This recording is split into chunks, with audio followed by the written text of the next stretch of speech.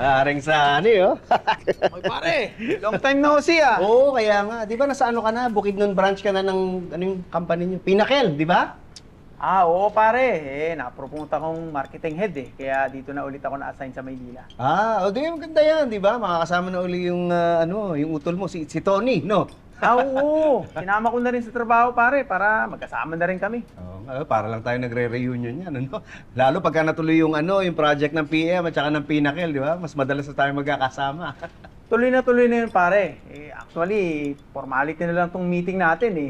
Talaga? Ano na yun? Planchado na yun. Uy, okay naman. Thank you, kung gano'n. Pare, gusto mong order ng kape?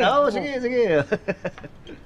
Oy, pare. Kailan nga ba huli tayo nagkita? Tagal na. Parang mga mahigit 1 year na yata, eh. Sa event yun, di ba? Naalala mo?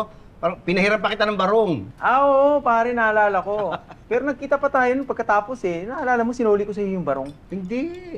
Hindi mo pa naisasoli, pare. Sinuli ko sa iyo, pare. Hindi pa.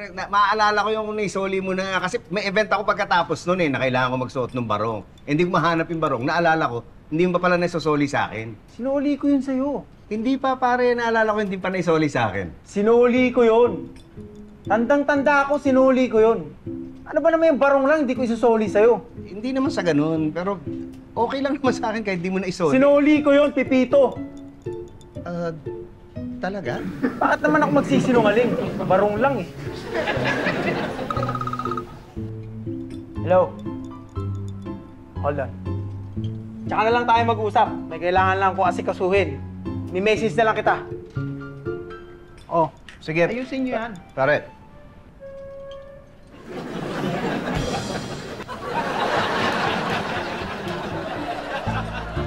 Naalala mo si paring Sani Salumbre. Oo, di ba inaanak mo yung anak nun? Siya na pala yung kausap namin sa Pinnacle. Talaga? Uy, asenso ah. O paano kayo nagkita? May may project yung Pinnacle na pinopropose sa atin, sa PM. May Zoom meeting dapat kami. Kaya lang, nung nalaman ko na si paring Sani pala yung ka-meeting ko, nag-face-to-face na lang kami. Ganda naman. O, kumusta siya? Tayo naman. Bakit? Naalala mo yung dati nanghiram siya ng barong sa akin? Oo, ano yata yun? Wala pang pandemic? Yun mismo, oo. Pinaalala ko sa kanya. Sabi niya sa akin, naisoli niya na raw. Hindi pa ba? Hindi pa eh. Medyo nagtalo nga kami kasi pinipilit niya na naisoli niya na raw. O, baka naisoli niya na. Hindi pa nga. Alam ko kung naisoli niya na kasi paborito kong barong yun. Sinabi mo? Sinabi ko.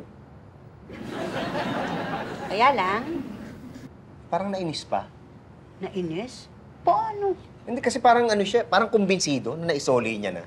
Tapos bumitaw pa ng salitang hindi niya raw ipagsisinungaling yung ganong kaliit na bagay. Talaga? Oh, Nagsalita ng ganon? nagsalita ng ganon. Aba, nasaktan sa sinabi mo. Hindi.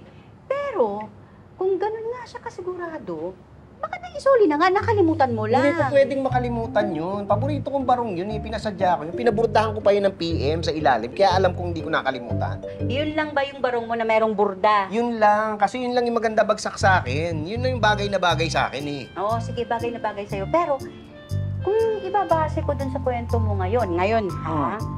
Parang nagtampo yun, nasaktan. Wag naman sana. Wala naman akong masamang intensyon eh. Kilala mo naman ako. Paki-double check mo. Ay, sige po, sir. Sige.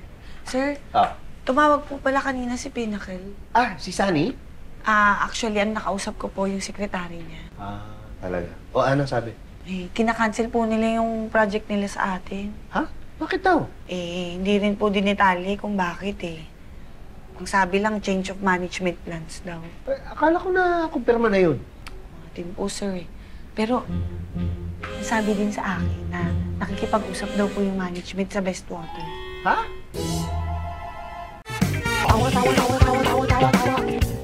You lost!